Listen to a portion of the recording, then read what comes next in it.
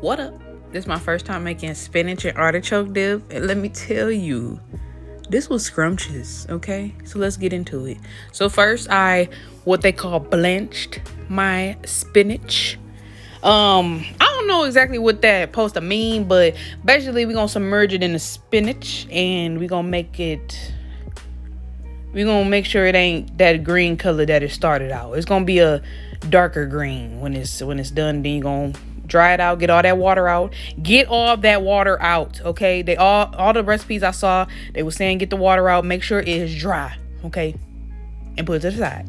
Now, I added like a tablespoon of butter, and I added some chopped up onion, okay? Go ahead and get that chopped up. We're gonna go ahead and get these, translucent and fragrant. Then we're gonna go in with that flour, okay? Because we're making a roux, which is, I think it's becoming one of my specialties. I ain't gonna lie to you, okay? Then I added some milk. Now, don't be like me and add too much milk, because the next time around, I'm gonna add less milk and probably more spinach, honestly. I don't know, but less milk next time just to see the difference. And then, so I added too much milk, kind of eyeball that. Then I added some cream cheese, like maybe over half of the little 16-ounce or 8-ounce stick.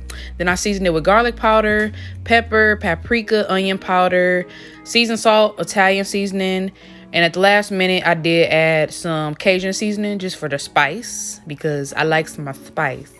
Okay. And then I added a big old scoop of sour cream, so maybe like a half a cup of sour cream. Get that mixed in there. We're gonna just kind of let this sit, let it get thick.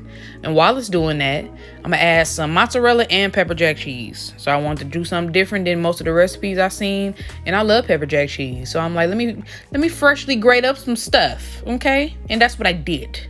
And you see it starting to thicken it up. At this time too, you might have to add seasoning. Make sure you taste this. Just taste it as you go, because you never know. Okay, you never know. So then we're gonna add that spinach back in, get it mixed in. This is what I mean when I said I just feel like I added too much milk, because it just didn't look as spinachy as I wanted it to look. But it was still good. Don't get me wrong. It was not nasty. It wasn't nasty. So that was nothing. So then we're gonna add those artichokes back in. I found some marinated artichokes at the stove, and I cut them up, drained them, got all that juice out, add them in, and we're going to be cooking this. I cooked it on 375 for, I'll say like 15 to 20 minutes, but you need to eyeball it, because I did broil it for like 5 minutes, because I wanted it, I like the crispy top. Like when I go to Applebee's or anywhere that sell my spinach artichoke dip, I like the crispy top. So that's why I put it on broil. So I cooked it for until it started bubbling, and then I put it on broil just so it can get crispy. So that's what I did.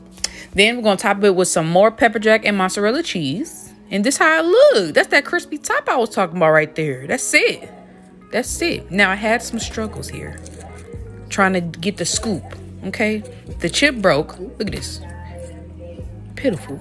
It was pitiful. I could not get the scoop. It was hot. I burned my finger a couple times. I had to take a couple takes of this trying to get the scoop out. So this was the best I could get. But still good. Going to make this spinach and artichoke dip. Okay. See ya.